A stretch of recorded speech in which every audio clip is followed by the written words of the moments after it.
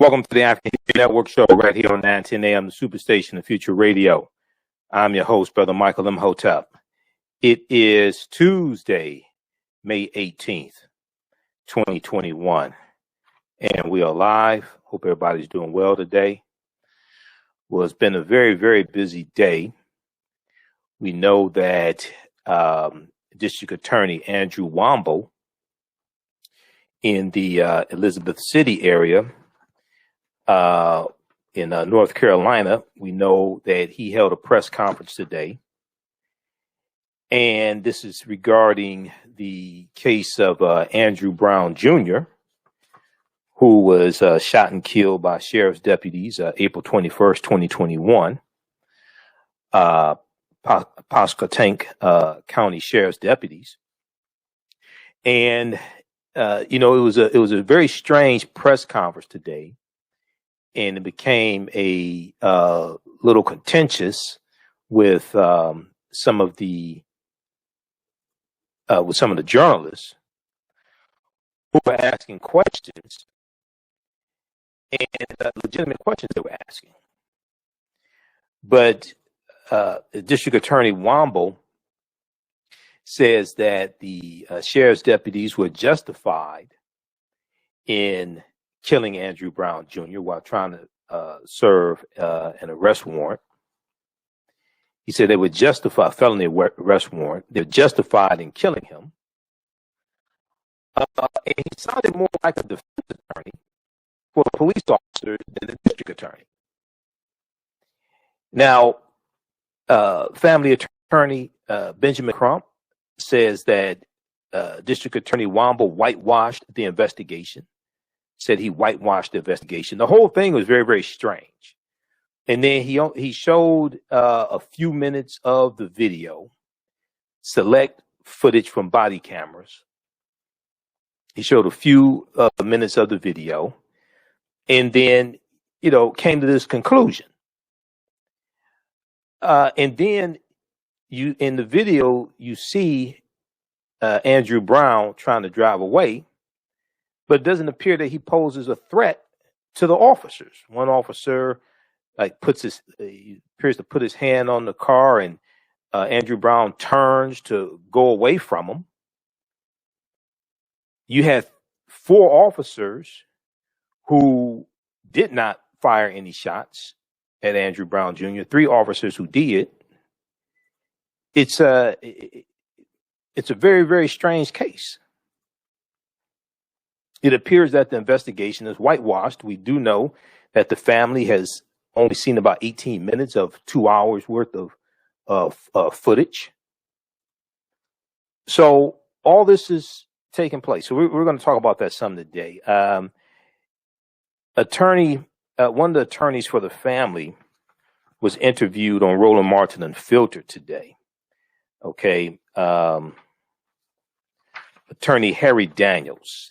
Attorney Harry Daniels was interviewed today on Roland Martin Unfiltered to give more insight into this case. So we're going to share some of that interview with you. On the Readout with Joanne Reed today on MSNBC, Attorney Benjamin Crump was interviewed as well. And he's calling for, there is a federal investigation into this case. Okay. There's already a federal investigation, but he's calling for federal charges. So, this is, the fact that the family has not been able to see all of the footage, number one, is problematic.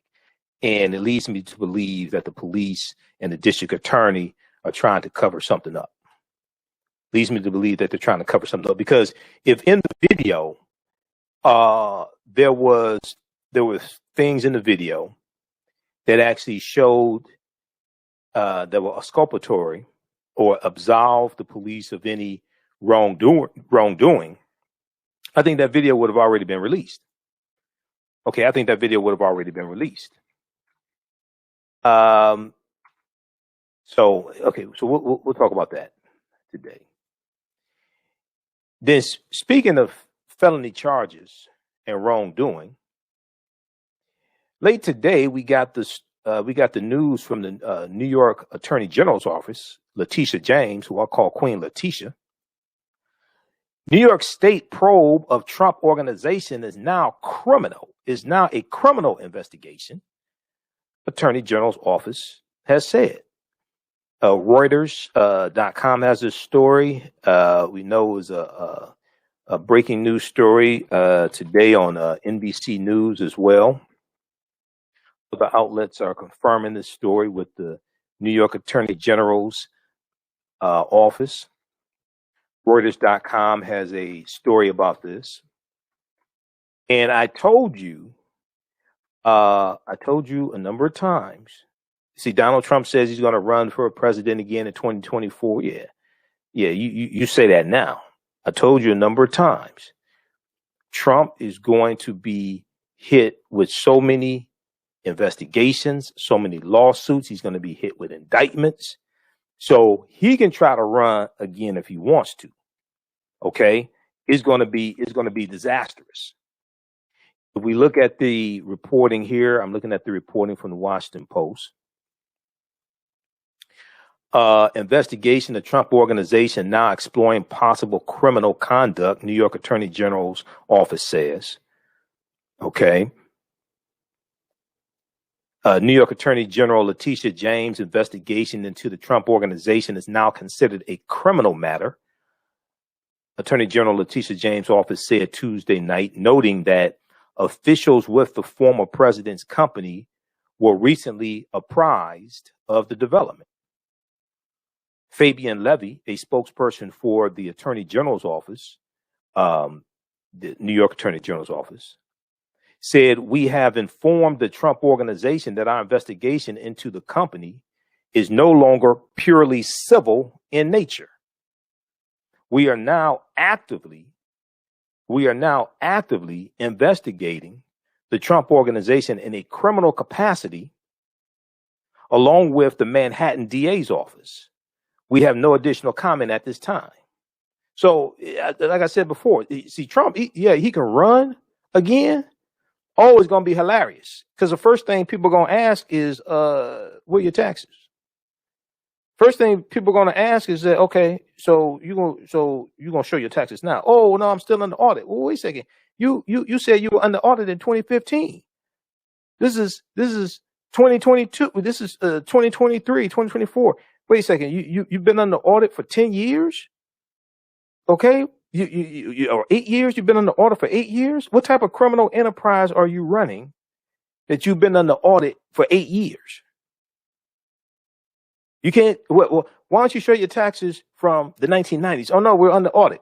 Why don't you show your taxes from the 2000s, 2001, 2002, 2003, 2004, 2005, 2006, 2007, 2008, 2009, 2006. No one audit. It's like, wait a second. You said in 2015 you couldn't show your taxes because you were under audit. Now, there's no rule from the IRS that if you're under audit, you can't reveal your taxes. Even Richard Nixon, when he was under audit, revealed his taxes. Now, an audit of his taxes revealed he owed over $400,000 additional dollars. When Richard Nixon said, "I am not a crook," he wasn't talking about Watergate. He was talking about his taxes. Go research that. Richard Nixon, when Richard Nixon said, "I am not a crook," he wasn't talking about Watergate. He was talking about his taxes. Okay. Now, so if Trump runs again for the 2024 presidential election, most likely he will announce like in 2023. People are going to say, okay, so you're going to have to reveal your taxes now. Oh, I'm still under audit. Well, you said that in 2015. You've been under audit for 8 years? What type of criminal enterprise are you running?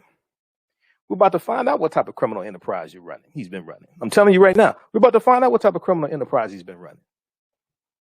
So this story is breaking. I knew this was coming. I'm telling you, I knew this was coming. The Attorney General's notification to the Trump organization suggested a cooperative relationship has developed between investigators working for Attorney General Letitia James, the state of New York, and Manhattan District Attorney Cyrus R. Vance Jr., whose office has been leading a criminal probe into the company and its officers since 2018, to the Trump organization and its officers since 2018. Both officials are Democrats.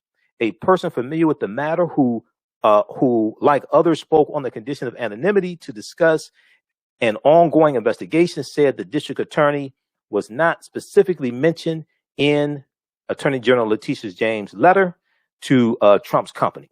Okay, the district attorney was not specifically mentioned in New York Attorney General Letitia James' letter to the Trump company. The Attorney General's decision appears to have increased the legal risk that former President Benedict Donald now faces in New York. No wonder he left New York and went to Florida, where the paralleled investigations run by Attorney General Letitia James and Manhattan District Attorney Cyrus R. Vance had already delved more deeply into Trump's Byzantine finances than any law enforcement authorities ever had. Read the rest of this from Washington Post. You're going to see this. All the outlets going to report on this. This is a huge story here. I knew this was coming. You can only last so long. The truth is about to come out. I think you're going to find out. But well, let me put it to you like this. There have been allegations. Regarding money laundering when it comes to real estate deals. I think you're going to find out whether or not this is true or not. Okay. So stay tuned. So he can run again if he wants to in 2024. He's going to be running from the law also. He can run for president, but he's going to be running from the law at the same time. All right. So then also on today's show, you have seen stories about states that have Republican governors.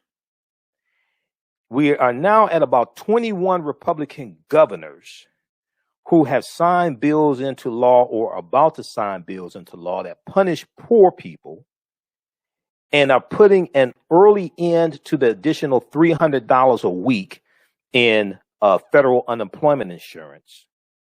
Okay.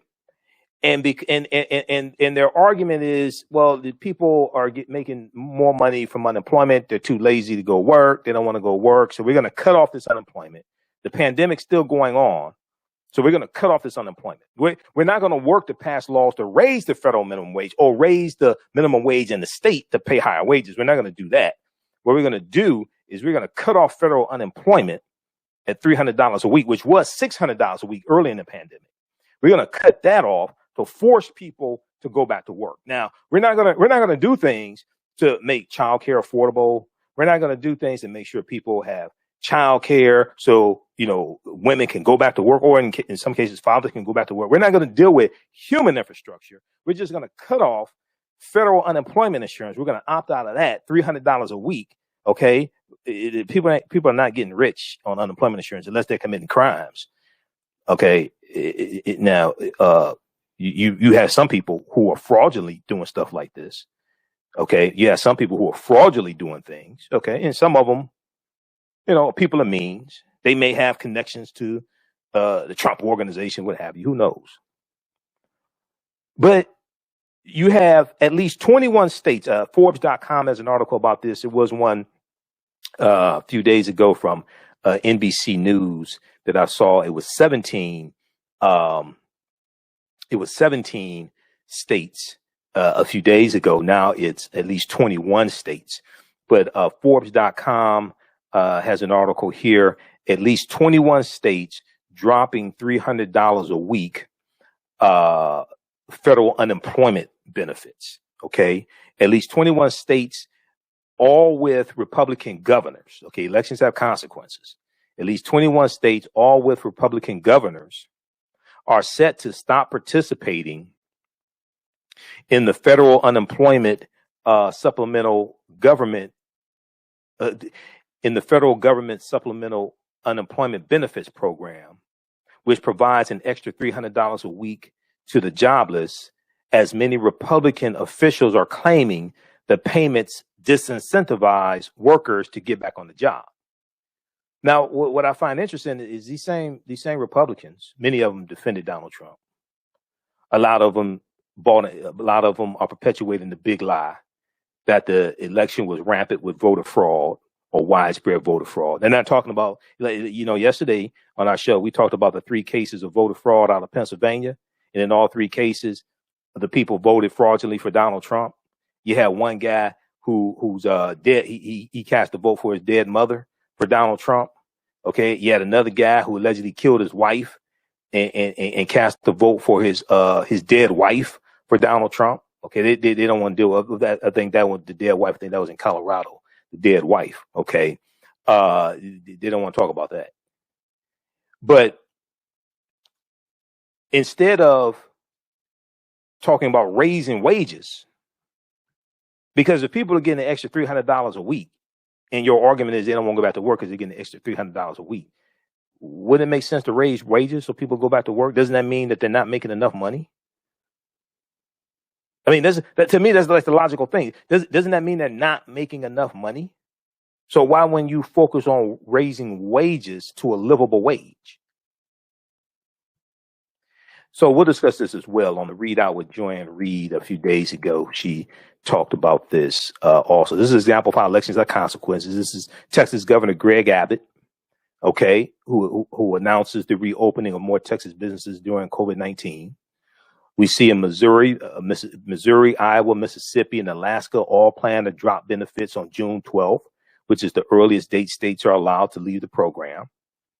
All right. This is example of how elections have consequences. So we'll deal with all this on the other side of the break. List to the African History Network show right here on 9:10 a.m. the Superstation, the Future Radio. I'm Michael Imhotep. We'll be back in a few minutes.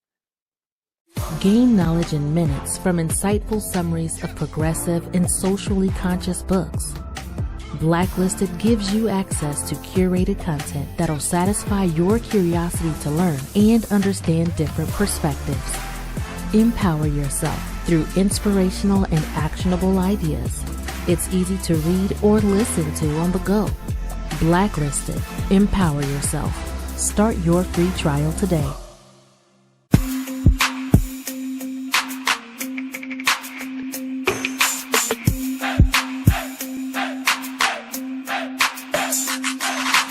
Are you getting ready for fall or winter? We have the solution for all seasonal clothing needs. Kemeticwear.com is the go-to online source for Kemetic African fashion and lifestyle products with a contemporary twist.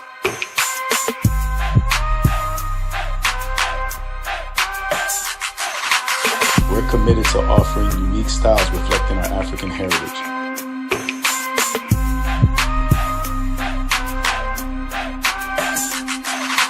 Kemeticwear.com is inspired by KemeticScribes.com to influence our people in learning and showing pride. Please visit our website at Kemeticwear.com.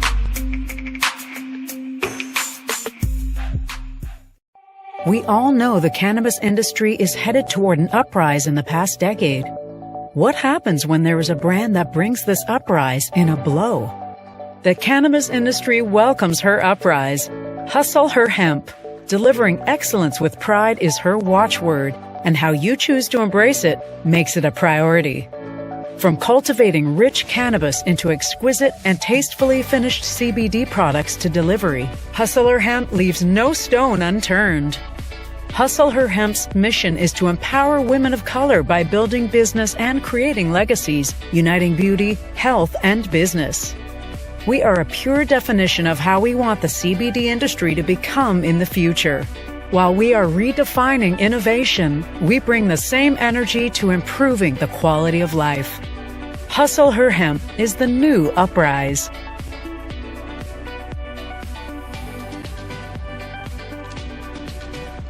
Hi, I'm Joel Wilson, President and CEO of JCW Computer Consulting, LLC, a technology implementation firm with over 20 years of satisfying customers. We offer a full spectrum of industry top-tier branded services. We are an authorized partner or reseller for Lenovo, Zoom, T-Mobile, Microsoft 365 and Surface tablets, Google Workspace, Acer, Asus, Samsung, PC-Matic security software, and many more.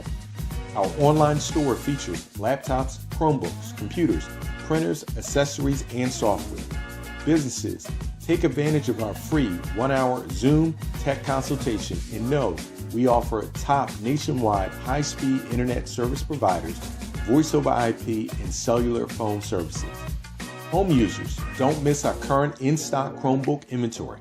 Please visit us at jcwcc.com or call 215-879-6701. Digital Dandelion's Technical Solutions works with businesses like yours to create an operations manual for your business, which is something many businesses don't have. According to AARP, more than 30% of small business owners are over 50 years old. Many business owners want to retire by selling their businesses or by passing their businesses on to their children. However, according to Forbes Investment Advisors, many retiring owners' attempts to sell their businesses for retirement fail. You cannot sell your business without a business manual. Your children also cannot inherit your business because there is no way to run it. Your business does not have to die when you leave.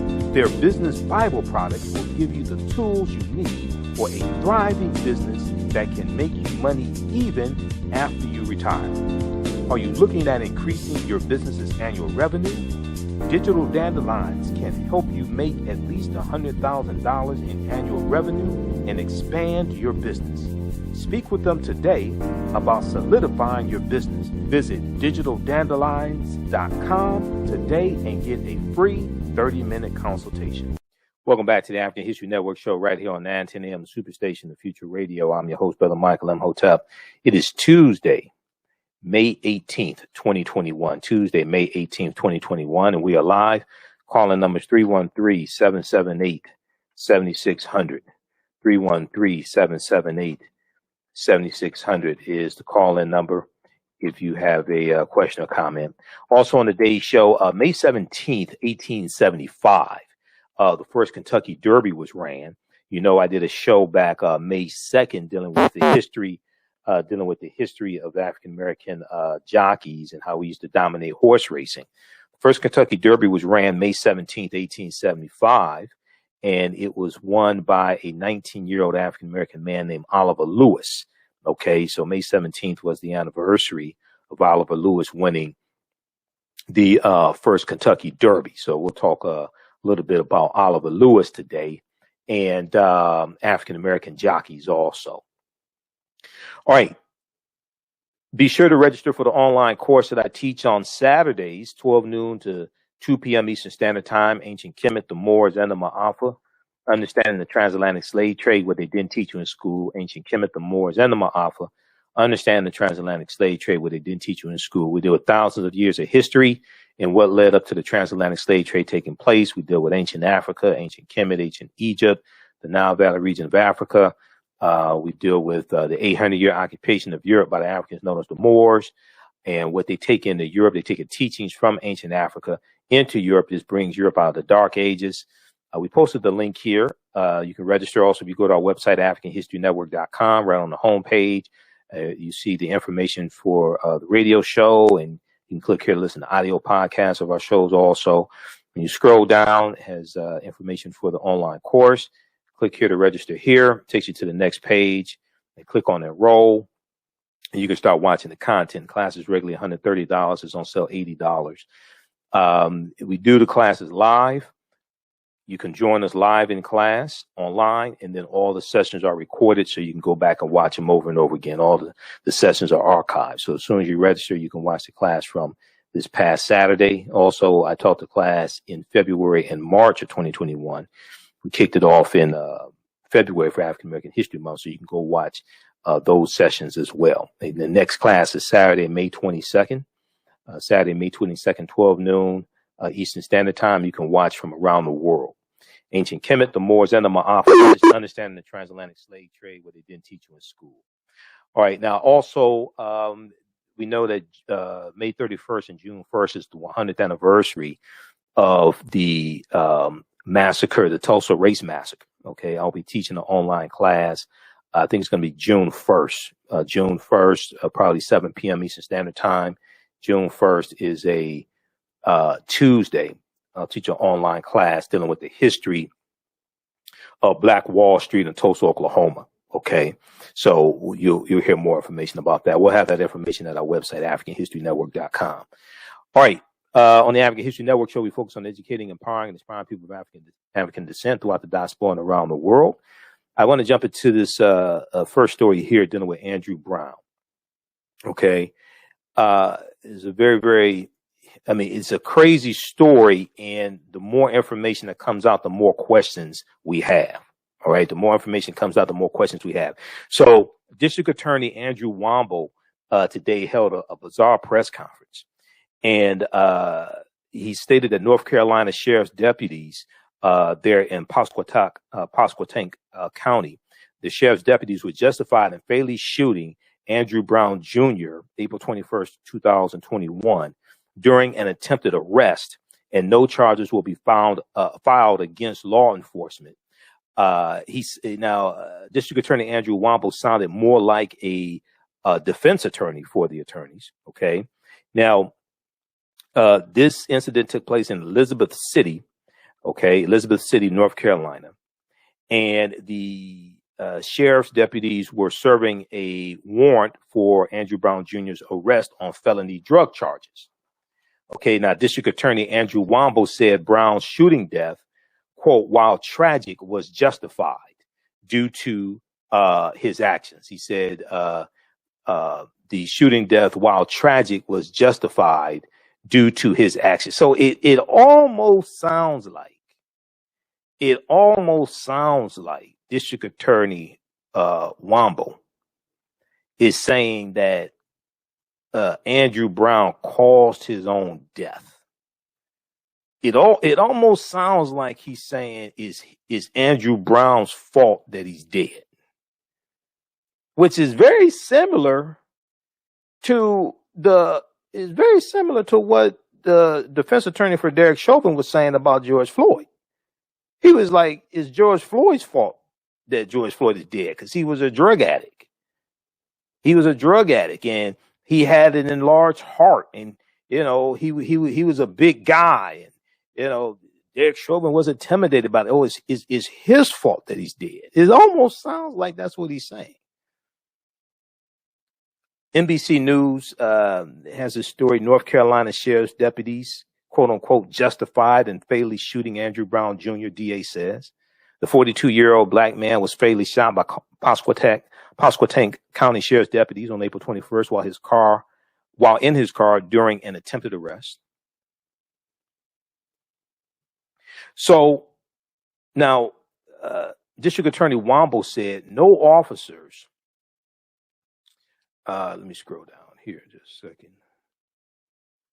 He said no officers will be criminally charged. No officers will be criminally charged. The officers' actions were consistent with their training and fully supported under law. But that's not what attorneys for the family are saying, especially Attorney Harry Daniels, who was interviewed by Roland Martin today. So I want to go to clip number one. We're going to go to clip one, Shakita.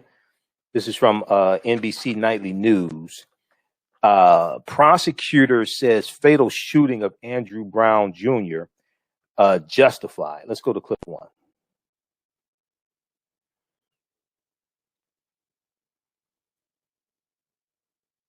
Take it off mute.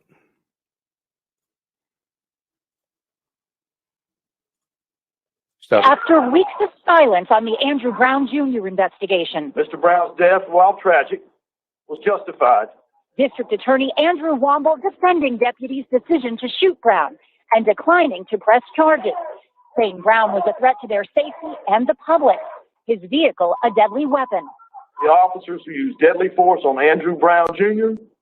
did so reasonably and only when a violent felon used a deadly weapon to place their lives in danger.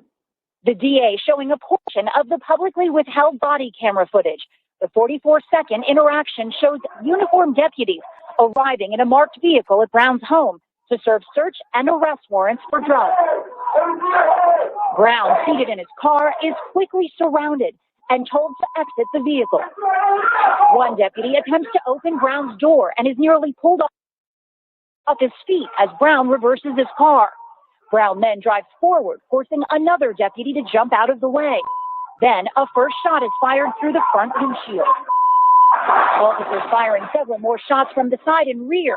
Brown attempts to flee, crossing a vacant lot, then crashing into a nearby tree. The district attorney noting drugs were later found in the car. The Brown family calls the outcome a slap in the face. The family is going to explore all possible legal remedies, but we still want the Department of Justice, and we have some hope that they will intervene.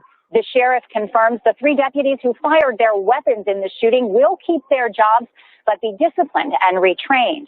Meanwhile, in the community, people take to the streets again to demand justice.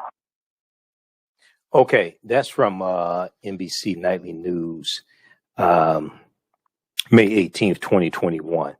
So when you watch the video, and we're going to post a link here to this article from NBC News. They have the video clips here that you can see. When there's a point where Andrew Brown Jr. is driving away, he swerves. There's a sheriff's deputy that kind of like puts his hand on the car or something. He swerves, and it appears he's trying to get away. It doesn't look like he's trying to hit the sheriff's deputy. It looks like he's trying to get away. Now, he's on grass. The car's on grass. District Attorney Womble said if he was on pavement, he would have hit the officer, something like that. And it seems like he used this hypothetical because he was questioned. The District Attorney Womble was questioned about this by one of the journalists at the press conference. And it appears he used this hypothetical of if he had been on concrete or if he had been on pavement, he would have hit the officer. But he wasn't on pavement. He was on grass. The whole thing doesn't make any sense. We're going to go to clip 2, Shakita, from Roland Martin Unfiltered, May 18th, 2021. Roland spoke with Harry Daniels. Harry Daniels is one of the family attorneys for the Brown family. And Harry Daniels gave more insight into the press conference today, but previous interactions also with District Attorney Womble. Let's go to clip 2.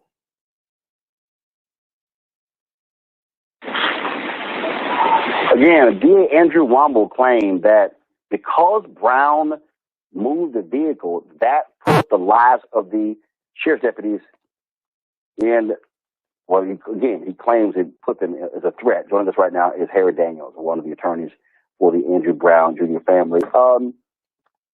So they fought the release of this all of this time. You heard the DA claim that the officers' lives were put in jeopardy. He initially said in the first court hearing that the car was moving towards the officers. In that video there, you see Brown back up. You don't see him hitting one of the officers. What do you make of what Andrew Womble said today? Roland, Andrew Womble, in my opinion, and this is my opinion, is that he has no integrity. He should not be presiding and making any decision as relates to if this case should be prosecuted or not. He is intertwined with those officers. He worked with those officers on a daily basis. He is basically put in a position to make a determination as whether his own people violate the law. So, in simple put, he is presented with the job of having to prosecute his own prosecuting officers in Pasquotank County. The reason why I say he has no integrity, he mentioned that the reason why he did not call the family and give them heads up in his decision, because a conference or meeting he had with the attorneys before, it was contentious. That's absolutely not the case. That's 100% a lie. In fact, I have communication after that meeting with Mr. Womble and extensive long telephone conversations with Mr. Womble. He chose not to call his family, call the Brown family because he knew that he was going to have to tell them something that's inconsistent on the video. So he had this news conference. So just to be clear, he had this news conference today, gave the family no heads up, just out of the blue. He's announcing no charges. That's correct. That's correct. His position was that it was a heated, contentious relationship between the attorneys. When we first met, I was the attorney that met with him. Ms. Laster was the attorney who met with him.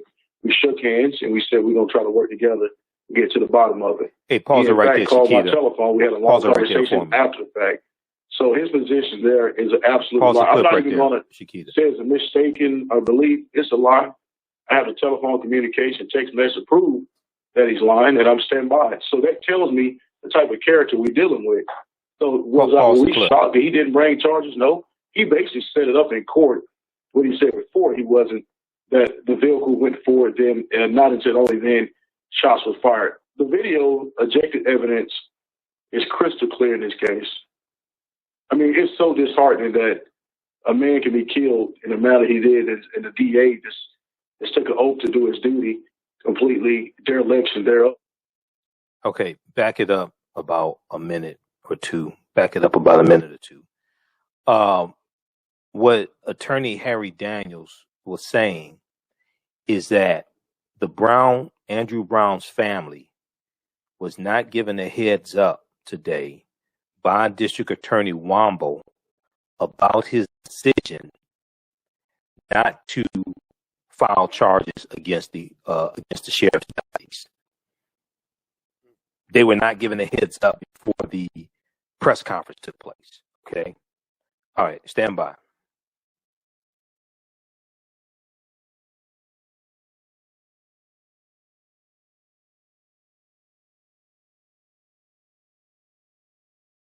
This is what Attorney Harry Daniels, who is an attorney for the one of the attorneys for the Brown family, this is what he's saying. Okay. The Brown family was not given a heads up by District Attorney Andrew Womble that he was not going to press charges against the sheriff's deputies. Okay, let's go back to this clip.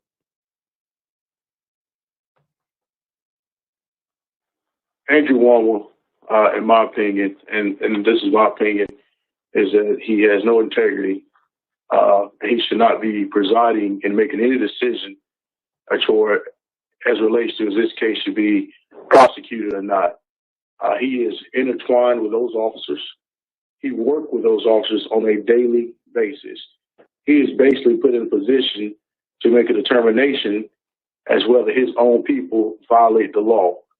So in simple put, he is presented with the job of having to prosecute his own prosecuting officers in Pasquotank County. The reason why I say he has no integrity, he mentioned that the reason why he did not call the family and give them heads up in his decision because a conference or meeting he had with the attorneys before it was contentious. That's absolutely not the case. That's 100% a lie. In fact, I have communication after that meeting with Mr. Womble and extensive long telephone conversations with Mr. Womble. He chose not to call the Brown family because he knew that he was going to have to tell them something that's inconsistent on the video. So he had this news conference. So just to be clear, he had this news conference today, gave the family no heads up, just out of the blue. He's announcing no charges. That's correct. That's correct. His position was that it was a heated, contentious relationship between the attorneys. When we first met, I was the attorney that met with him. Ms. Laster was the attorney who met with him. We shook hands and we said we're going to try to work together to get to the bottom of it. He, in fact, called my telephone. We had a long conversation after the fact. So his position there is an absolute lie. I'm not even going to say it's a mistaken or belief. It's a lie. I have a telephone communication, text message to prove that he's lying, and I'm standing by it. So that tells me the type of character we're dealing with. So were we shocked that he didn't bring charges? No. He basically set it up in court. What he said before, he wasn't, that the vehicle went forward then, and not until only then shots were fired. The video, objective evidence, is crystal clear in this case. I mean, it's so disheartening that a man can be killed in the manner he did, and the DA just took an oath to do his duty, completely dereliction thereof. And there's nothing that he can say, any law that he can try to quote, or any totality of circumstances, legalese that he can quote to make the American population to believe any otherwise. This was an unjustified killing of Andrew Brown. Unjustified killing. So what now? So is the only, first of all, he's the DA. He gets to decide whether it goes to the grand jury, if there are any charges, any indictments. So the only hope now is the federal investigation. Or tell us, go ahead. Sorry, go ahead, Roland. So what now? Do we hope that the feds launch an investigation and take it to a grand jury? Well, the Department of Justice is currently investigating this matter. I'm sure that investigation is deeper or more broad than the surface in which the SBI are investigating matter. So we hope that the Department of Justice, in particular main justice, will be moving forward to bring charges, civil rights charges. This is a clear case where civil rights charges should be brought. We can break this video down in many ways of Sunday. We can say, you can say, well, he appears to be moving towards the officers, putting at least one officer to say, well, he was threatening with the vehicle. Well, that officer gets out the way, okay? And Mr. Brown drives by. Rolling. What's the justification now?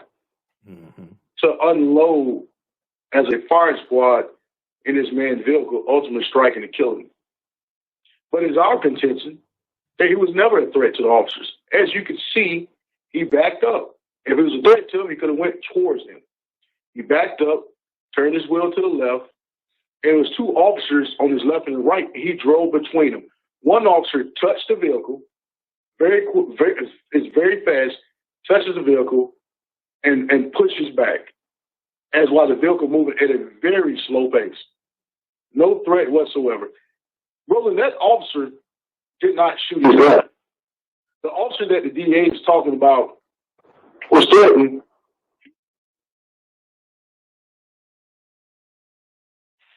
Four other officers who were on scene did not shoot their guns. So when you're talking about an objective, reasonable officer, well, hell, you got four objective, reasonable officers who's out on the scene who chose not to shoot and kill the man. But you have three that did. So you have a policy in Pasquotank County. They have their own policy, use of force policy. It's policy 300 Pasquotank County. You avoid shooting to a moving vehicle by all costs unless you are threatened and you have no choice but to shoot into that moving vehicle.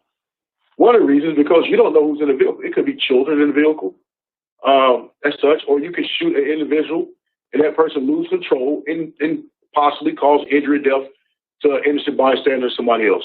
So that's their policy. Their policy specifically says that you try to move out the way. So let's take their policy. The deputy, for argumental purposes, he was in the way, he moved out the way. He followed the policy. You get out the way. You don't shoot in the vehicle, you get out the way. But after he moves out the way, the barrage of fire shots begin. So, violation of own policy. Further violation of own policy that you shoot a suspected felon. It's specifically forbidden in Pasquotank County to do so. Hey, forbidden to do so. Pause it right there. Pause it right there, Shakita. Pause it right there. Back it up about 30 seconds or so, okay? Back it up about 30 seconds. We'll go to the phone lines in just a minute. Okay, so this is family attorney Harry Daniels, one of the attorneys for the Brown family, breaking down the video that District Attorney Andrew Womble showed today at the press conference. And he's also explaining how he said 4 sheriff's deputies who were on the scene did not fire their weapon. 3 of them did. Okay. And he's explaining how the officers who fired their weapons into Andrew Brown's car violated policies of the sheriff's department there. Now, if we go back to this article from NBCnews.com, and then we'll go to the phone lines in just a minute here. It says Andrew Womble said today, District Attorney Andrew Womble,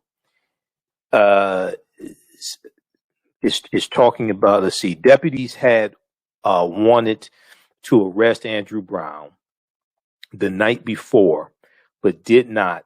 But Andrew Brown did not return to his home in a residential neighborhood in Elizabeth City, North Carolina, which is about 35 miles south of Norfolk, Virginia, according to the prosecutor Andrew Womble. And deputies, in the moments they confronted Andrew Brown, had reason to believe his car could be used as a deadly weapon, District Attorney Andrew Womble said. Quote, the deputies faced both actual and apparent danger as perceived by them on the scene. This apparent threat was reinforced by Brown's dangerous and felonious use of a deadly weapon. As tragic as this incident is with the loss of life, the deputies on scene were nonetheless justified in defending themselves from death or great bodily harm, or great bodily injury, end quote. Now, Brown's family, Andrew Brown's family, said in a statement that District Attorney Andrew Womble did nothing but, quote unquote, whitewash the facts of the case. Official statement from the Brown family said Andrew Brown Jr., his grieving family, and his community deserve answers. Now, and they received anything, that statement goes on to say, and they received anything but from DA Womble's attempt to whitewash this unjustified killing. Quote, to say this shooting was justified,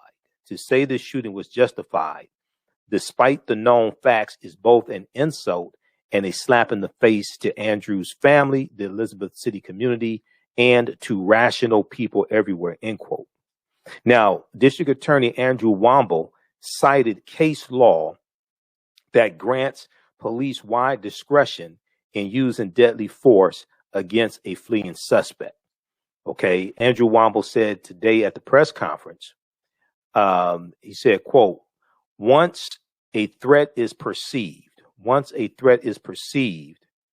and the officers fire the first shot, if the first shot is justified, the last shot is justified until the threat is extinguished. If the first shot is justified, the last shot is justified until the threat is extinguished. But Duke University School of Law professor Jim Coleman challenged District Attorney Andrew Womble's claim that deputies were being threatened when Andrew Brown was fatally shot in the back of the head. Duke University Law School professor Jim Coleman said, but this question is, when is that threat extinguished? But the question is, when is that threat extinguished? And Coleman teaches criminal law. He said, quote, it's very clear what was going on. He was trying to escape. He was not trying to ram his car into officers. And then I went and watched the videos a number of times today. Okay. And he had the opportunity to run the officers over if he wanted to. It doesn't appear he's trying to harm the officers. It appears he's trying to get away. Throughout the lengthy presentation, District Attorney Andrew Womble says Sheriff Sergeant Joe Lunsford could have been killed as Brown narrowly missed him early in the confrontation. Brown could have also been a threat to other law enforcement officers parked in two unmarked cars a short distance away. Now, this is the first time we heard about officers parked in two unmarked cars a short distance away. But Duke University Law School professor Jim Coleman insisted that once Andrew Brown missed Sergeant Lunsford, the suspect did not need to be killed. And this is what Attorney Harry Daniels is saying. This is what Attorney Daniels is saying. He's saying, well, wait a second. Once that officer backed away, Attorney Harry Daniels, once that officer backed away, now what's the threat? Once that officer backed away from Andrew Brown's car, now what's the threat? Duke University Law School professor Jim Coleman said the people firing from the side and behind, they were never in danger. The idea that they were doing this to protect the guy whose hand was on the car, that could not have been their thinking. It happened so fast, and he had cleared the car by then. Okay. Let's go quickly to the phone lines. Let's go to Williams, line 1. Hey, Williams, welcome to the African History Network show. Thanks for holding. Tell us where you're calling from, Williams. Yeah, I'm calling from Detroit. Yeah, I just wanted to give some insight to this. Now, what I'm about to say, I'll tell you why I'm going to say this, but I sense that the reason why he was killed was not because of that incident with that car. I felt he was killed because he was a drug dealer. Okay, and I say it because when I listened to that announcement that prosecutor, that DA made, he strongly expressed the drug investigation and what Mr. Brown was allegedly selling, and he really stressed that he's selling fentanyl. Now I know what I'm about to say next is a little deep. What I think could have possibly happened, somebody's relative or loved one, whatever, an official there, probably got poisoned. Someone's loved one probably could have bought dope from him and got poisoned and died. So this is a retaliation. And so they got to come up with something to justify killing this guy. Now, that's just an opinion. That's something I think. All that stuff came to me after I was listening to this guy talk. I said, wait a minute. They didn't kill him because he's supposed to came with him with a car. They killed him because he was a drug dealer. Okay. And they was angry with him. Okay. That's just my opinion. Okay. All right, Williams. Thanks for calling, man. Keep listening and call back tomorrow night. Right. Okay. Keep listening. Thanks. I want to go. We're going to go to clip 3, Shakita. We're going to squeeze clip 3 in. Attorney Benjamin Crump was on the Readout today with Joanne Reed. And he said he whitewashed the investigation. Let's go to clip 3, Shakita. The family, the attorneys, I'm assuming including yourself, had asked Attorney Womble to recuse himself, sending a letter saying that he needed to, that the conflict is well defined with the sheriff's office. What does that mean, well defined with the sheriff's office, and why did you want him recused? Well, because obviously this is a local district attorney who works on a systematic and regular basis with the local sheriff's department. In fact, they're housed in the same building together. And we thought to remove any hint of impropriety, Joy, that he should recuse himself so there wouldn't be exactly what we saw today, this press conference where he whitewashed the investigation to justify this unjustifiable killing of yet another black man who's going away from the police, not posing a threat, but yet they shoot him in the back of his brain. And it will not be swept under the rug. We are demanding that they release all the body cam video in the North Carolina State Bureau of Investigations report, because if it's justified, then what do they have to hide? And we want the Department of Justice, Merrick Garland, to intervene immediately, because we will not let this be swept under the rug. Okay, that's from May 18th, 2021, the Readout, MSNBC, Joanne Reed. All right, if you'd like this type of information, you can support the African History Network, $ the AHN Show through Cash App, $ the AHN Show through Cash App, also through PayPal, paypal.me/the AHN Show, paypal.me/the AHN Show. We're here 6 days a week. This helps us keep doing the research, stay on the air, keep broadcasting. When you do it through Cash App, be sure to type in $ the AHN Show, SHOW, $ the AHN Show, SHOW. Be sure you can still register for the online course that I teach on Saturdays, 12 noon to 2 p.m. Eastern Standard Time. Ancient Kemet, the Moors, and the Maafa. Understand the transatlantic slave trade, what they didn't teach you in school. Okay, we do thousands of years of history. We do the classes live. All the sessions are recorded also. They're archived, so you can go back and watch them over and over again. Visit our website, AfricanHistoryNetwork.com. AfricanHistoryNetwork.com is right on the homepage. We'll post a link here as well. Those watching us on our Facebook fan page, The African History Network, The African History Network, and my YouTube channel, Michael Imhotep, keep watching. We're going to keep broadcasting a few more minutes. We're out of time here on 9:10 a.m. the Superstation WFDF. Right now, it's correct wrong behavior. It's not over till we win. Wakanda forever. We'll talk to you tomorrow. Peace. All right, stand by. Stand by, everybody. Okay, let's continue. I want to go back to the clip from Roland Martin Unfiltered. It's an excellent interview with attorney Harry Daniels. Okay.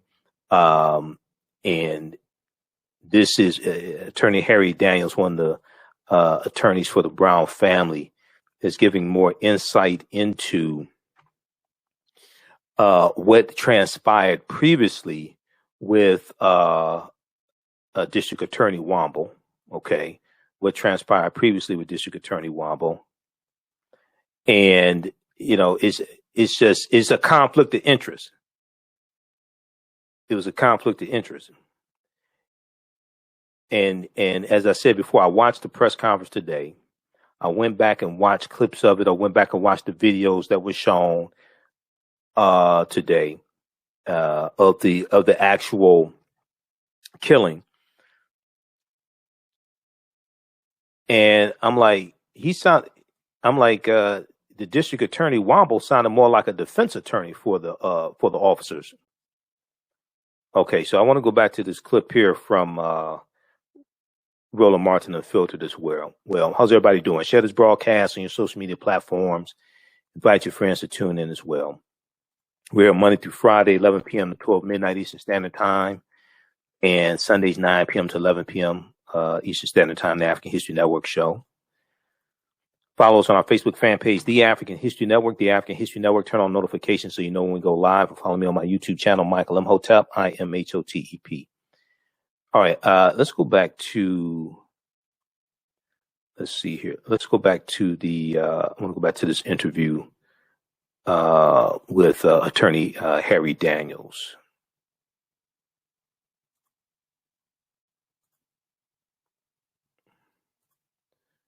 All right, just a second. Okay, here we go.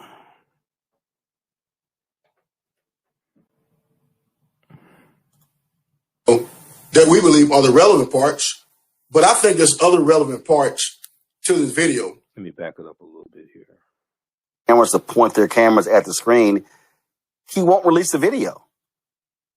Well, the court has to release the video. In essence, by showing the video, he released a portion of the video because obviously media recorded the screen, obviously. However, at this point, there's no question about the release of the video because he says he's not going to press charges. So there's no real reason for the video not to release. In fact, the public have seen a significant portion of the video that we believe are the relevant parts, but I think there's other relevant parts to this video. For example, I believe one of the main reasons why they don't want the entire video released because you may have incriminating statements on the video by one officer. Hey, man, why did you shoot? Well, I didn't shoot. Or I thought that he had a gun. Or I thought this. Incriminating statements. This district attorney, Roland, sounded like a damn defense attorney. He was poised in position that at all costs to defend the acts of these officers. He was not an ambassador of justice. He was an obstructor of justice. That's what he did. And when the reporters started questioning him, challenging him based on what they saw and based on what he concluded, he didn't want to answer any questions anymore. He wanted to deflect. He wanted to talk about something else. That is the exact reason why it should have been an independent prosecutor appointed on this case for transparency and a neutral decision maker. Let's be very mindful. The SBI did not conclude that the shooting was unjustified. They made no conclusions. The DA made the conclusions, not the SBI. What was the family's reaction to one being surprised by this news conference and hearing what he had to say? Well, they really was shocked and surprised that he was not going to bring charges. I mean, they kind of knew that based on his unwillingness to speak with them early on, unwillingness to communicate with the attorneys to work in tandem early on, his unwillingness and his statements that he made in court, be mindful that his Mr. Brown's 92-year-old grandmother, a lot of his aunts and uncles was in court when the DA made the position that we believe that the shooting took place once Mr. Brown moved forward. So he already prefaced it as though he was going to call the shooting justified. So there was no shock. But what is downright disgraceful is that this man did not have the decency to call this family and let the family see the video, and tell the family what's his decision. 2016, the district attorneys of North Carolina came up with a standard practice committee. And inside their standard practice committee, that was one of the things that they determined you should do. That even if you're not going to bring charges, let the family know, get the family an opportunity to come in and explain to them. Any other use of force cases, I've been a part of the lawyer and the DA decided not to bring charges, they would at least afford the family with the opportunity. He didn't. He has his own motives, agendas. I don't know. He is running for a Superior Court judge. Maybe he don't want to piss off his potential voters or constituents in that particular county, that particular circuit that he's in. But one thing I will tell you, that what he gave today and his reasoning was subjectively his reasoning, because the law that he applied, the law he's used, was not correct. He stated that when Mr. Brown, if he refused to obey to the officer command and stay in the vehicle, he believed that he's using the vehicle as a weapon. But what if Mr. Brown just decides to stay in the car? Is he using the vehicle as a weapon? No. This district attorney believes that. So that shows his incompetency. And he's incapable to preside, to make any decisions, and his lack of integrity that I personally know he has. This is certainly sad. It was expected by his actions. Right. And I got to ask you this here. I got to get your thoughts just on this, the comment that he made during this whole deal, where he literally talked about how he didn't have to deal with attorneys because they weren't under the bar in North Carolina. I mean, how arrogant is that? Well, that's and some folk don't realize that it's some constitutional rights and some things in it a long time ago. But nevertheless, what I will tell you is that Rule 5.5 of the North Carolina Rules Professional Responsibility Unauthorized Practice of Law is very clear that if an attorney, myself, Ben Crump, Bakari Sellers, associated with an attorney in North Carolina, Chantel Lester, Chance Lidge, and you're not engaging in anything that requires you to come to court and argue before a court, you do not have to file pro hac vice. That is a discussion I had with the county attorney. That is what he did not want to hear. The judge doubled down on it. The county attorney doubled down on it. And the district attorney doubled down on it. What you got is a conspiracy between the judge, the district attorney, and the county attorney, because both of them made the same statement, and it do not make sense. It don't make sense. It is not the law, the rule of law in North Carolina bar. Okay, I want to back this up with Attorney Harry Daniels just said. We have a picture of Attorney Harry Daniels up here on the screen as well.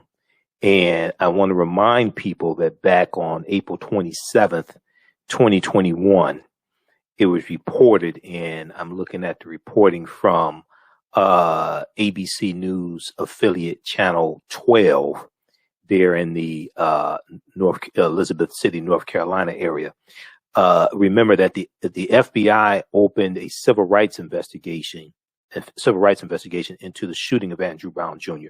This was back about April 27th, 2021 as well. Okay, so you have that investigation going on also. Okay, I want to go back to what Attorney Harry Daniels just said. myself, Ben Crump. Let me back this up here. He didn't have to deal with attorneys because they weren't under the bar in North Carolina. I mean, how arrogant is that? Well, that's and some folk don't realize that it's some constitutional rights and some things in it a long time ago. But nevertheless, what I will tell you is that Rule 5.5 of the North Carolina Rules Professional Responsibility Unauthorized Practice of Law is very clear that if an attorney, myself, Ben Crump, Bakari Sellers, associated with an attorney in North Carolina, Chantel Lasser, Chance Lidge, and you're not engaging in anything that requires you to come to court and argue before a court, you do not have to file pro hac vice. That is a discussion I had with the county attorney. That is what he did not want to hear. The judge doubled down on it.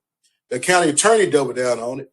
And the district attorney doubled down on it. What you got is a conspiracy between the judge, the district attorney, and the county attorney, because both of them make the same statement, and it do not make sense. It don't make sense. It is not the law, the rule of law in North Carolina bar. So when I use the word conspiracy, I don't know if they talked about it. So I'm not going to make allegations as such, but it's ironic that all three of them said the same exact thing that is not in conformity with North Carolina rules of professional responsibility in the North Carolina bar. That's Rule 5.5 on the authorized practice of law in North Carolina. You can see it, read it for yourself. Attorney Harry Daniels, we certainly appreciate it. Thanks a lot. Thanks, Roland. Appreciate it. Okay, so that is that's called journalism right there. That's excellent interview, excellent reporting. That's from Roland Martin Unfiltered, May 18th, 2021. Follow Roland on his YouTube channel, Roland S. Martin on YouTube and Roland S. Martin on Facebook. Watch Roland Martin Unfiltered. It airs Monday through Friday live, 6 p.m. Eastern Standard Time. And he re-airs the shows throughout the day. I'm a panelist on Roland Martin Unfiltered every Friday. So I'll be back on Friday. So look out for me as well. I'm going to post the link here to the full episode, the May 18th, 2021 episode of Roland Martin Unfiltered. We're going to post that clip here, that link here on the thread of the broadcast. So, this whole thing is strange. It sounds like a cover up. But also I want to remind people, as I said, the FBI is open back April 27th. The FBI opened up a civil rights investigation into this case also. So, but the Department of Justice needs to step in, as Attorney Benjamin Crump was saying as well. All right. So let me post this link here. We're going to go to the next story. Check out this article here from ABC Channel 12. This is back from April 27th, 2021. FBI opens civil rights investigation into shooting of Andrew Brown Jr. This is ABC Channel 12, ABC affiliate. The FBI Charlotte field office has opened a federal civil rights investigation into the death of Andrew Brown Jr., African-American man who was killed by Pasquotank County Sheriff's deputies serving a search warrant at his home in Elizabeth City. Statement here says the FBI Charlotte field office has opened a federal civil rights investigation into the police-involved shooting death of Andrew Brown Jr. The official said in a statement, agents will work closely with the U.S. Attorney's Office for the Eastern District of North Carolina and the Civil Rights Division at the Department of Justice to determine whether federal laws were violated. And this is an ongoing investigation. We cannot comment further, end quote. Okay. All right. So read the rest of this article here as well. We'll post this link here also. For 25 years, the Black History 101 Mobile Museum has carried on the rich legacy of the Black Museum movement in America by showcasing original artifacts of the Black experience at colleges, universities, K-12 schools, corporations, libraries, conferences, and cultural events, making it the most traversed Black History mobile exhibit in American history. Dr. Khalid El Hakim is the founder of the Black History 101 Mobile Museum, and he is a highly sought-after public speaker on topics of Black history, social studies, education, museum studies, hip-hop, and race relations. Dr. Khalid was named among the change makers for NBC Universal's Erase the Hate campaign and listed as one of the 100 men of distinction for Black enterprise. He recently founded the Michigan Hip Hop Archive on the campus of Western Michigan University. The Black History 101 Mobile Museum is currently scheduling in-person and virtual exhibits nationwide. For more information, please contact Dr. Khalid Al Hakim directly at 313-645-4197, 313-645-4197, or visit their website at blackhistorymobilemuseum.com. That's blackhistorymobilemuseum.com. You can also email him at bhistory101@yahoo.com, bhistory101@yahoo.com. With blackbusinesstea.com, the messages are clear and meaningful. Keep your business in the black and out of the red. Mind your Black business. Know your numbers and plan strategically. Black Business Boss, lead your industry. Support Black business. Encourage, patronize, and uplift one another.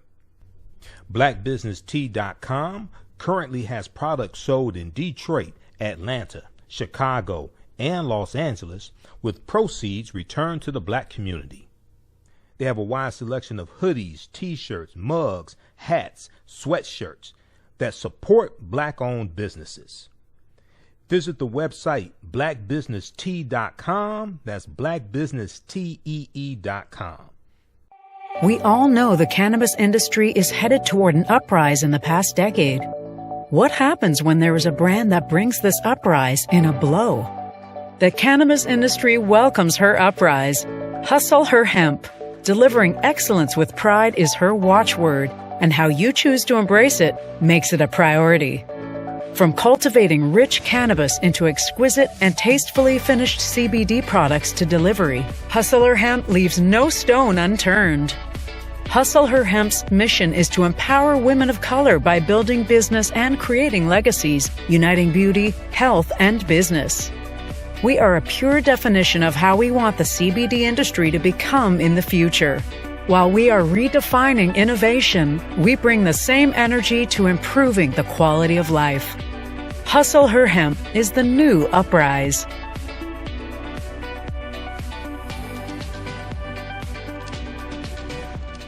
All right, I want to go quickly here to this next story. This is dealing with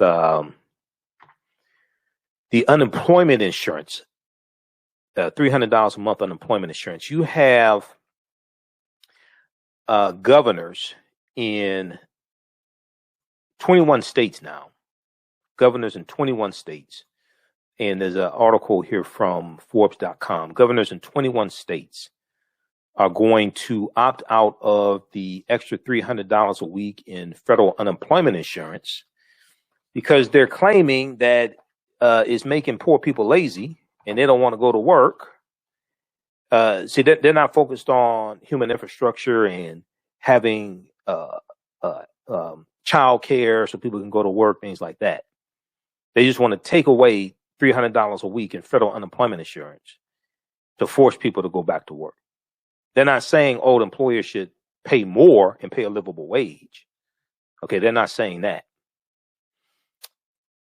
At least 21 states dropping $300 a week federal unemployment benefits. This is from May 18th, 2021.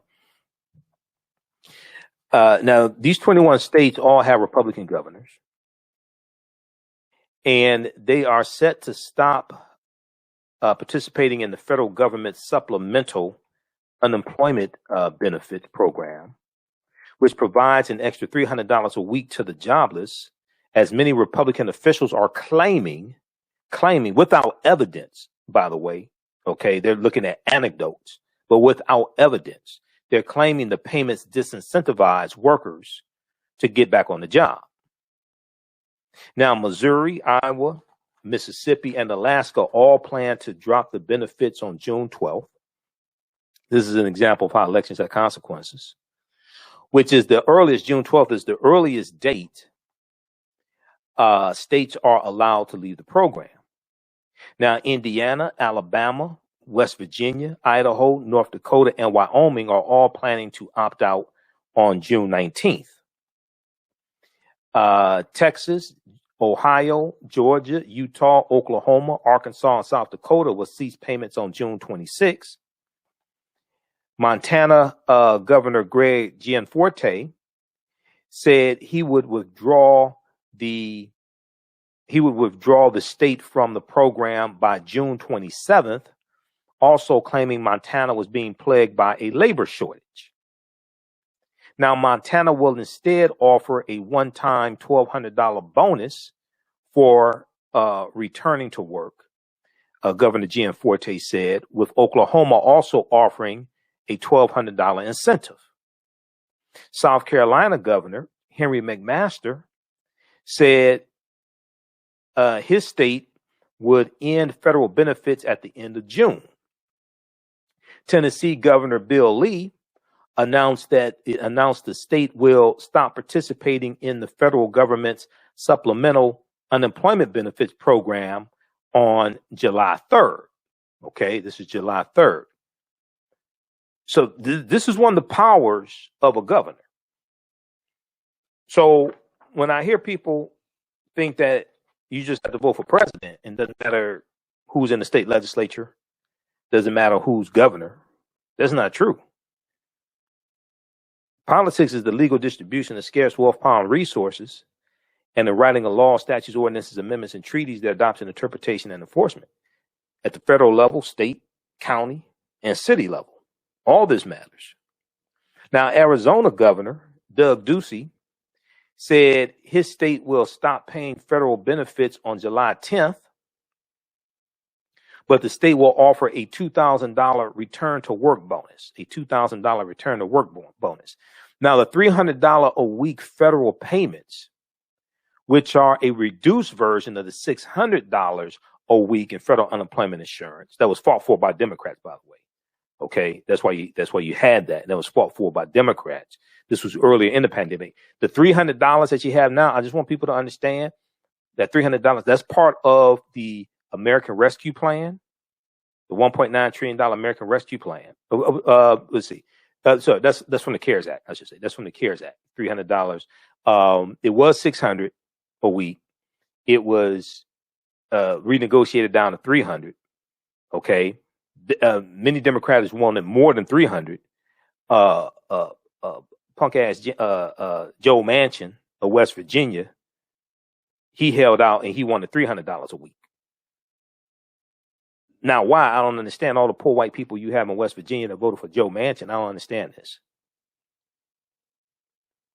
But anyway, the $300 a week federal payments, which are a reduced version of the $600 weekly benefit authorized last March under the CARES Act, that help the millions of Americans. No, you know what? The $300 renegotiated, that's part of the $1.9 trillion American Rescue Plan. The $300, so the $600 was part of the American CARES Act early in the coronavirus pandemic. But the renegotiated $300, that's part of that $1.9 trillion American Rescue Plan. Okay. So let's see, the bill extends federal unemployment insurance programs and an additional $300 boost per week until September 6, 2021. This adds 25 more weeks to 2 federal unemployment programs, the Pandemic Emergency Unemployment Compensation and the Pandemic Unemployment Assistance Program. Okay. Let's see here. This is from Time Magazine. It's from time.com. Let's see here. Yeah. New unemployment benefits stimulus signed into law. Payment could be headed your way within weeks. This is April 15th, 2021. The American Rescue Plan provides extended unemployment benefits, including a $300 a week boost per week. Yeah. Okay. Through September 6th, 2021. Okay. Yeah, I was correct. So the $300 a week, and we'll post this article here from time.com, Time Magazine. The $300 a week, that's part of the American Rescue Plan, the $1.9 trillion American Rescue Plan. No Republicans voted for the American Rescue Plan. I just want people to understand this. No Republicans, none of the Republicans, there's about 200 plus Republicans in the House of Representatives, none of them voted for this. None of the 50 Republicans in the U.S. Senate voted for the American Rescue Plan either, even though it's helping Republicans that voted for these people. No Republicans in the House of Representatives or the U.S. Senate voted for the $1.9 trillion American Rescue Plan. Read this article here from time.com. New unemployment benefits stimulus signed into law. New unemployment benefits stimulus signed into law. Payment could be headed your way within weeks. This is from April 15th, 2021. The American Rescue Plan provides extended unemployment benefits, including $300 a week boost per week, including a $300 boost per week through September 6, 2021. $1,400 stimulus payments for those making up to $75,000 could be received within the next 2 weeks. The plan offers a tax break for the first $10,200 in unemployment benefits received in 2020. Okay. Now the tax break for the first $10,200, that's something that Joe Manchin of West Virginia wanted. Okay. But the Democrats had negotiated to get like $400 in unemployment insurance a week, down from $600. Joe Manchin wanted $300 a week instead of $400. All the poor white people you have in West Virginia, it just doesn't make sense. So read this article here. All right, let's go back to the one from Forbes. So, now Republican officials have long claimed federal unemployment benefits are too high. They long claim federal unemployment benefits are too high, and more GOP-led states may soon leave the federal program amid reports of employers having trouble finding workers. Maybe if you paid a living wage, maybe you can find more workers. Maybe if you paid a living wage, maybe you can find more workers. And more GOP-led states may soon leave the federal program amid reports of employers having trouble finding workers. Millions of Americans remain unemployed. We're down about 8 million jobs from before the pandemic hitting. We're still down about 8 million jobs. Millions of Americans remain unemployed, but claims of work shortages appear to be largely anecdotal so far. We have flooded the zone with checks that I'm sure everybody loves to get, and also enhanced unemployment, said Senator Moscow Mitch McConnell, Republican from Kentucky. He said this last week. And he said, what I hear from business people, hospitals, educators, everybody across the state all week is, regretfully, it's actually more lucrative for many Kentuckians and Americans to not work than work. Maybe you should raise the minimum wage in Kentucky. Maybe if Kentucky didn't have something called right to work, which drives down wages and attacks unions ability to collective bargain, maybe you'd have higher wages in Kentucky. Maybe if you didn't have the right to work law in Kentucky that was pushed by Americans for Prosperity, which is a nonprofit organization of the Koch brothers, and the Koch brothers are pushing this initiative to have right to work states, which drive down wages and weakens unions. Maybe if you had that in Kentucky, and maybe if you raise the minimum wage in Kentucky, right? Maybe more people would be anxious to go back to work. But also, maybe people will have trouble finding childcare so they can go back to work, unless you want them to take their children to work with them. Have bring your child to work day like every day. $387. That's how much the average American receives from their state and weekly unemployment payments. Now, I want people to understand. All these senators make $174,000 a year. Mitch McConnell, Lindsey Graham, Rand Paul, lying-ass Ted Cruz. I just want people to understand.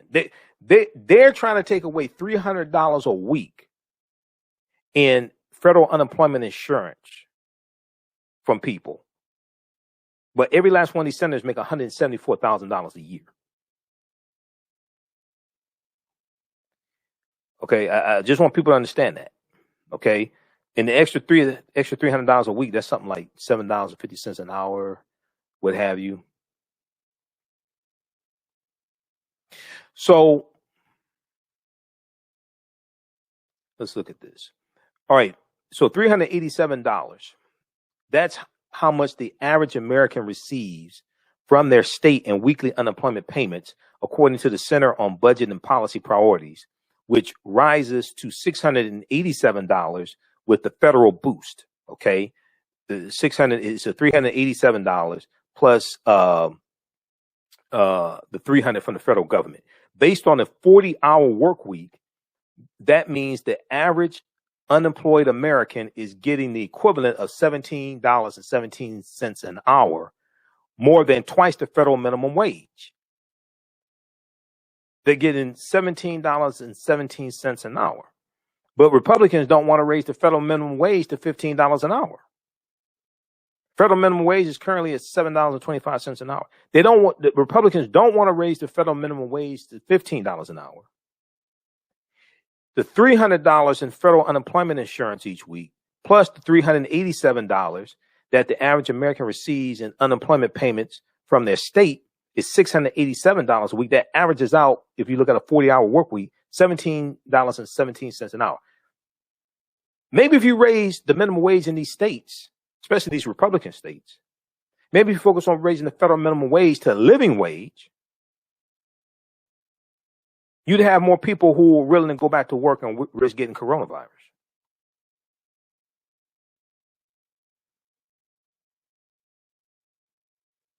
At a news conference earlier this month, Federal Reserve Chairman Jerome Powell said it was, quote unquote, not clear whether federal unemployment benefits were causing a labor shortage. Because this is just anecdotes. There's no evidence. There's no evidence that people aren't going back to work because they're making more money collecting unemployment insurance. These are just anecdotes that they're just throwing out. But we do know in a lot of these states, they're not paying a living wage.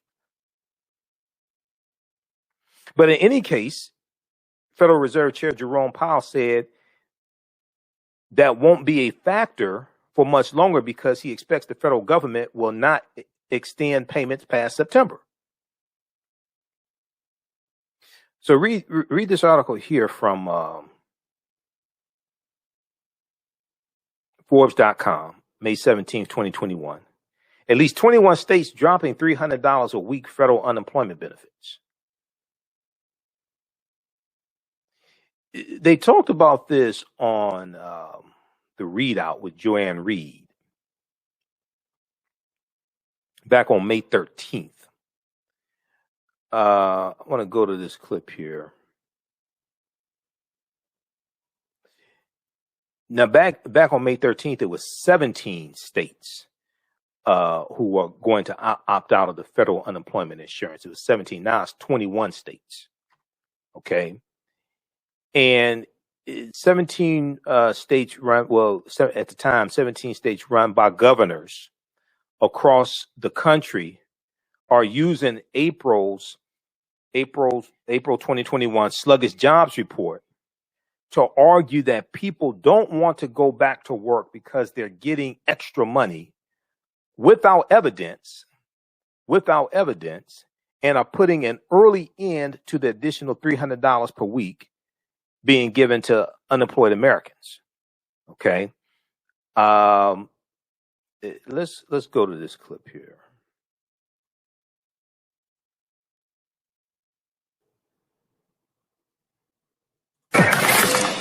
Many governors have decided to pull back on the enhanced federal contribution for unemployment because they say that is hurting people's ability to get workers back to work. Have you considered doing the same?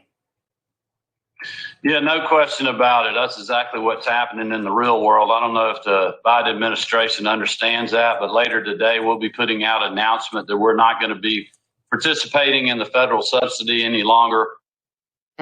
17 states run by Republican governors have decided to put in. Let me just back that up. Okay, that was dumbass Brian Kemp of the great state of Georgia. This is another example of how elections have consequences. Okay, this Brian Kemp, who was Secretary of State back in 2018 when he ran for governor against Stacey Abrams, and you had African Americans, some African Americans in Georgia that said they weren't going to vote for Stacey Abrams because she didn't have a black agenda. But your dumb ass let Brian Kemp get in office, and he has an anti-black agenda. You let Brian Kemp get in office, who has an anti-black agenda, and look at what he's doing. He's doing this after he signed Senate Bill 202. After he signed Senate Bill 202 to suppress this voter restriction bill to suppress the African American vote and vote to Latinos and things like this. Now he's taking away the federal unemployment insurance. Okay. So yeah, how you like me now? Let's go back to this clip. I warned you back then. People didn't want to listen. It's not always about what someone can do for you. It's also understanding how to block and stop what people are trying to do to you. A policy or bill doesn't have to say black or African American to benefit you. And if you understand how many white people in state legislatures or in the House of Representatives or U.S. Senate got to vote on this stuff, it's better if it doesn't say black or African American. It's better if you can show how it's going to benefit their constituents also, because most of the people that got to vote on this are white. That's understanding strategy. That's understanding why most slaves who ran away at nighttime and not in the daytime. I told you before, Georgia is the state that has the largest Confederate monument in the country.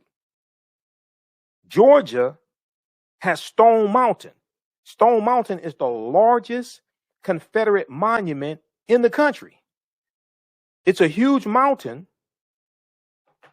that has on the side of it, carved into Stone Mountain, are the images of General Robert E. Lee, Thomas Stonewall Jackson, and Jefferson Davis. These were all Confederate heroes, traitors to the Union. They committed treason against the Union based upon Article 3, Section 3 of the U.S. Constitution. They were all slave owners. And Stone Mountain is there right now in Georgia. This is the largest Confederate monument in the country. Read this article from SmithsonianMag.com. What will happen to Stone Mountain, America's largest Confederate monument? The Georgia landmark is a testament to the enduring legacy of white supremacy. You think? I've been to Stone Mountain. I've climbed to the top of Stone Mountain. This is what's on the side of Stone Mountain. These three traitors. All of them slave owners also. Jefferson Davis was the first president of the Confederacy. He was from Mississippi. Stone Mountain Confederate Memorial features General Robert E. Lee, Thomas Stonewall Jackson, and Jefferson Davis, and has stirred controversy. Has stirred up controversy in Georgia for years. This is what's in Georgia right now. And Governor Brian Kemp, Trump-loving Governor Brian Kemp, is the governor of Georgia. And look at what he's doing. Elections have consequences. All right, let's go back to, I want to go back to this clip from the readout with Joanne Reed. Let's go back to this clip. The Biden administration understands that, but later today we'll be putting out an announcement that we're not going to be participating in the federal subsidy any longer. 17 states run by Republican governors have decided to put an early end to the federal unemployment benefits. An extra $300 per week provided by Congress as part of the COVID stimulus plan. The cuts will impact more than 1 million Americans.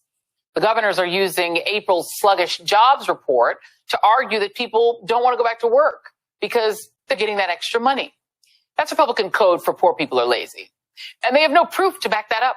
In fact, a study showed that when unemployed Americans were getting double that amount early in the pandemic, the benefits did not discourage people from returning to work.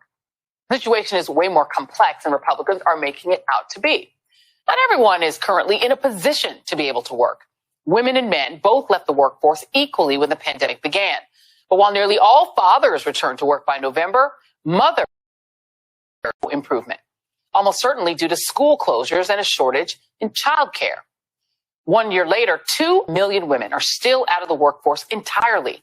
And Reuters reports that 22% of parents said they were either not working or working less because of disruptions to childcare and in-person schooling. Childcare was already expensive before the pandemic, and for many, it just might not be worth it to work for a minimum wage job and then use that meager paycheck to hand it over to childcare. Take New Hampshire, for example, whose Republican governor announced today that the federal unemployment benefits will end early. New Hampshire's minimum wage is $7.25 an hour, a pittance. And the average cost of childcare for an infant there is more than $1,000 a month, a whopping 92% of what a minimum wage worker would make in a month. New Hampshire's costs are by far the worst of the states getting those benefits. But even in states like Arkansas, with an $11 minimum wage, childcare for an infant costs 1/3 of a monthly salary. That's still a lot when people also have to pay for food and rent and mortgages. And that's just for one kid. President Biden is trying to solve this problem. His American Families Plan, part of his larger infrastructure bill, would cap childcare costs at 7% for medium and low-income families. But Republicans are objecting to that plan, saying, no, it does not fit into their limited definition of infrastructure. Republicans are supposed to be the pro-life party, but they consistently balk at policies that would improve people's lives, even when they're paid for by the federal government, like this unemployment benefit is. So Republican governors like Brian Kemp and Kristi Noem for turning away money that would provide much needed support for your own constituents, you are tonight's absolute worst. All right. So once again, this is an example of how elections have consequences. Read this article here from marketwatch.com. This is from February 16th, 2021. Majority of jobless Americans choose going back to work over receiving the extra $600 unemployment benefit. This is when it was $600. Majority of jobless Americans choose going back to work over receiving the extra $600 unemployment benefit. New research by the J.P. Morgan Chase Institute suggests that supplemental unemployment benefits did not discourage people returning to work. This is February 16, 2021. When jobless Americans began receiving the extra $600 a week in unemployment benefits in April, critics of the program held that April of 2020, critics of the program held that it would discourage people from returning to work because 2/3 of recipients received more money from their jobless benefits than they did from their jobs. Once again, isn't that an indication that you need to raise the federal minimum wage if people are getting more from unemployment insurance than they are from actually working? Isn't that an indication that you need to raise, that you need to pay a living wage? But in reality, more than half of the jobless workers who received enhanced benefits from the CARES Act returned to work before the benefits expired at the end of July. Okay? In reality, in the real world, Governor Brian Kemp, more than half of the jobless workers who received these enhanced benefits under the American Cares Act returned to work before the benefits expired at the end of July, according to research published Thursday back in February 2021 by the J.P. Morgan Chase Institute. This finding is based on an analysis of more than 44 million households with a J.P. Morgan Chase checking account from January 2019 through November 2020. The researchers also found that after the $600 a week enhanced benefit expired in July of 2020, the rate of jobless Americans returning to work did not increase significantly. Okay? The researchers also found that after the $600 a week enhanced benefit expired in July 2020, the rate of jobless Americans returning to work did not increase significantly. And 3 weeks after the supplemental benefit expired, the rate of people on unemployment returned to July levels. However, without the extra $600 a week benefit, Americans drew out half of the savings they built up when the $600 was in effect prior to J.P. Morgan Chase Institute prior. Okay.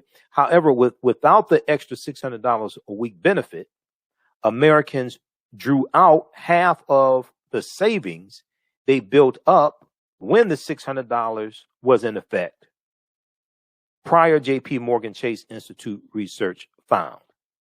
At that time, households experiencing unemployment also increased spending relative to employed households. Okay, read the rest of this article here from MarketWatch.com. Majority of jobless Americans chose going back to work over receiving extra $600 unemployment benefit. This is from February 16, 2021. Then also look at the article here from the 19th. This is from,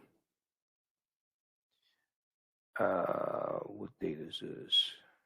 May 7th, 2021. May 7th, 2021. From 19thnews.org, 19thnews.org. This deals with 2 million women still being unemployed.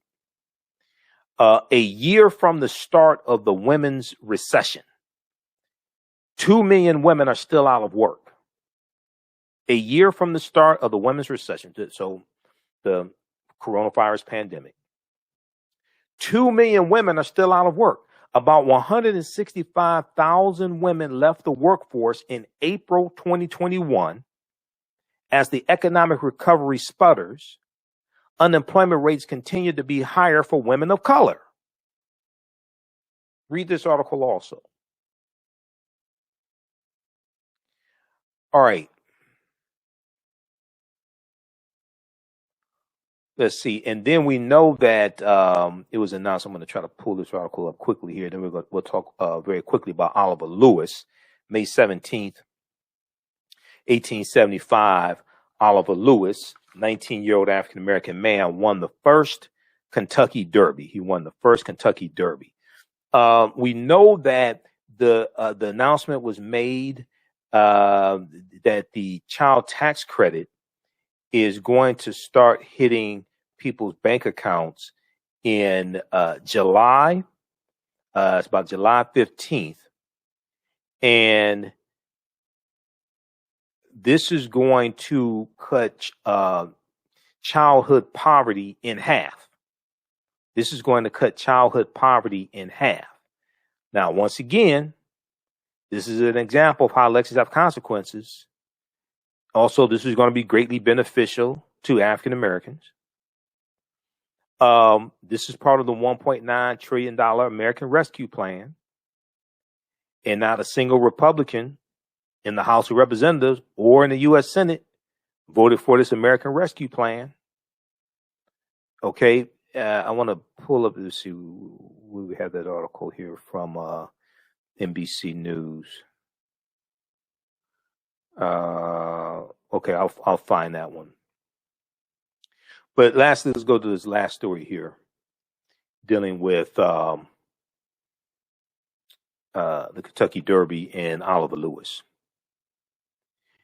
So we're in the Kentucky Derby season right now. Well, I should say we're in the Triple Crown season right now, and we know that the Kentucky Derby was ran a few weeks ago, and Medina Spirit won the Kentucky Derby. Now we know there's controversy over that win, and Medina Spirit failed a drug test after the race. And like I said before, Medina Spirit should never be confused with Funky Cold Medina, which will lift your spirit. Some people could say Funky Cold Medina is a drug, but the first Kentucky Derby was won by an African American man named Oliver Lewis back in May 17th, 1875. May 17th, 1875. African American jockeys used to dominate horse racing. In the first Kentucky Derby, 13 of the 15 jockeys were African American, and our dominance in horse racing also goes back to slavery. There's a good article from WAVE Channel 3 out of Louisville, Kentucky. WAEV Channel 3 out of Louisville, Kentucky. Black Jockeys and the Kentucky Derby: A History of Race and Racism. Black Jockeys and the Kentucky Derby: A History of Race and Racism. Now, I've done an entire lecture dealing with the history of African American jockeys in horse racing.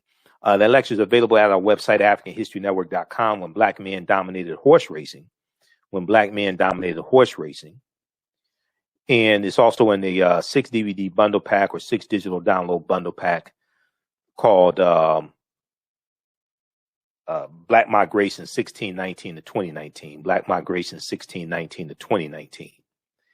But if we look very quickly here at information dealing with African American jockeys. So people may ask the question, well, why African American jockeys? Why do they dominate horse racing, right? So African American jockeys' dominance in the world of horse racing dates back to slavery.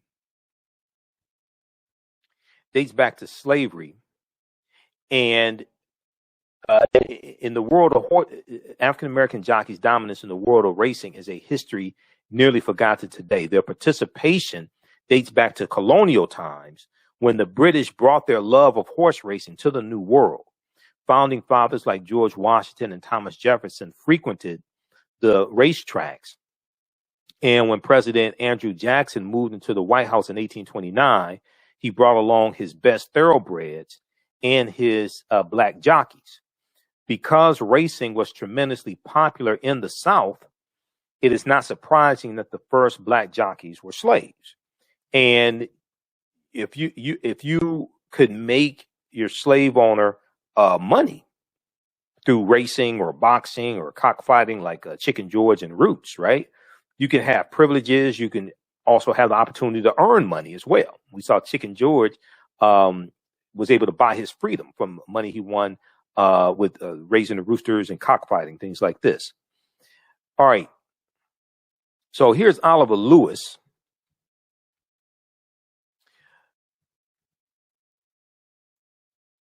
Oliver Lewis was 19 years old when he first won the Kentucky Derby. The Kentucky Derby is the first race of the Triple Crown. The Triple Crown consists of 3 races: the Kentucky Derby, the Preakness, the Preakness just ran, the Preakness, and the Belmont Stakes. Okay, so the odds were good that a African American jockey would win the prestigious contest. The first Kentucky Derby in 1875, when Oliver Lewis became the first winner of the Kentucky Derby. Oliver Lewis won the very first Kentucky Derby aboard a horse named Aristides. In addition to this famous first, Oliver Lewis became an analyzer of racing data. His work became very influential in the forming of modern race charts. You can read more information at derbymuseum.org, derbymuseum.org. Okay. So this is Oliver Lewis. I want to go to this clip here from WAVE Channel 3 out of WAVE Channel 3 out of Kentucky. Let's go to this story here. This deals with black jockeys and the Kentucky Derby.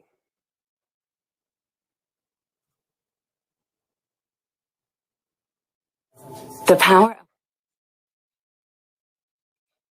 All right, we'll cue that up and get that going. So Churchill Downs, history is filled with the sound of horses galloping around the track during the Kentucky Derby. The black jockeys that once rode those horses and dominated the sport of horse racing have faded into the pages of history. And if we look at some more information here in the lecture that I did,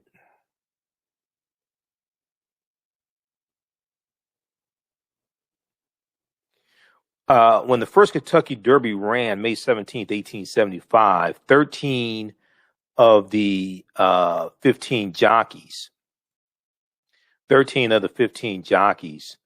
were African American, and African Americans were among the first 28 Derby winners. Among the first 28 Derby winners, 15 were African American. Among the first 28 Kentucky Derby winners, 15 were African American. African American jockeys excelled in the sport in the late 1800s, but by 1921, they had disappeared from the Kentucky Derby racetrack and would not return until Marlon St. Julian rode in the Kentucky Derby in the year 2000. All right, I want to go to this clip here from WAVE Channel 3. Kentucky Derby station will be bringing a live coverage from the track starting Friday. Is your Kentucky Derby station will be bringing a live coverage from the track starting Friday right here on Wave 3 News, as well as Saturday. We know we don't have spectators, but there's going to be lots of action still, and we will bringing that all to you. Well, we often don't hear their names, but black jockeys have played a significant role in horse racing that often know little to nothing about. And Wave 3 News reporter Tawana Andrew takes a look into how black jockeys were dealing with racism and segregation at and beyond the track while trying to make it in the industry. Downs' history is filled with the sound of horses galloping around the track during the Kentucky Derby. The black jockeys who once rode these horses and dominated the sport have faded into the pages of history.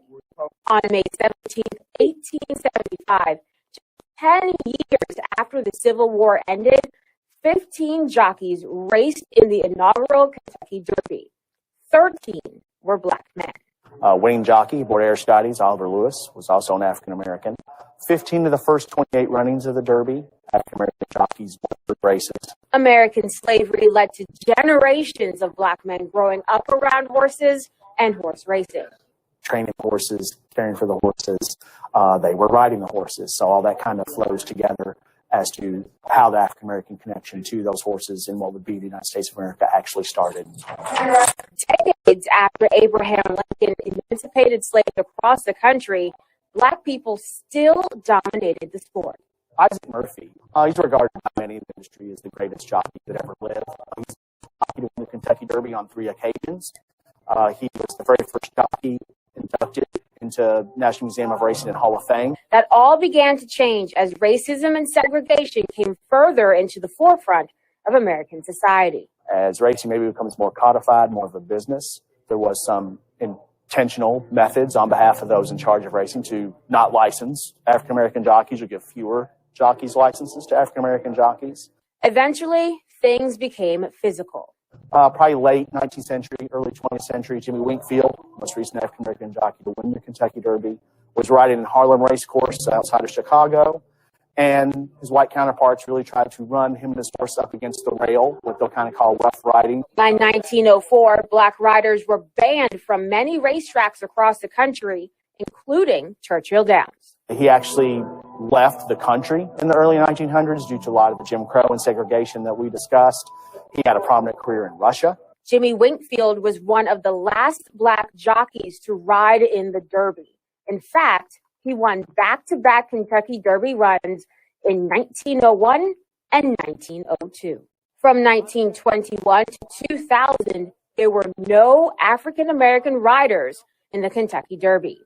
Marlon St. Julian became the first black jockey to ride in the Kentucky Derby in 79 years. Kevin Krieger made a run for the Roses in 2013. While black jockeys are no longer a mainstay, black Americans are still making an impact on the sport of horse racing. These are the silks of Oaktown Stable.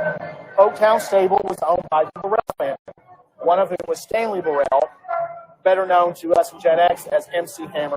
The Kentucky Derby Museum hopes that learning about this part of history may spark a light in our next generation of jockeys. At the Kentucky Derby Museum in Louisville, Tawana Andrew, Wave 3 News. Well, covering Louisiana is going to. All right. So that's from AVE Channel 3 in Louisville, Kentucky. Check out the article here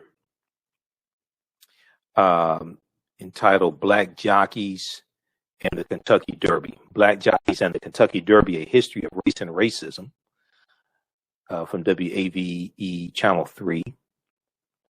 This is from September 3rd, 2020. September 3rd, 2020. Okay. All right. And we'll post this link here also. And then the lecture that I've done, when black men dominated horse racing, that's at our website, AfricanHistoryNetwork.com, AfricanHistoryNetwork.com. We have it, you can get it individually, but it's also in a DVD bundle pack.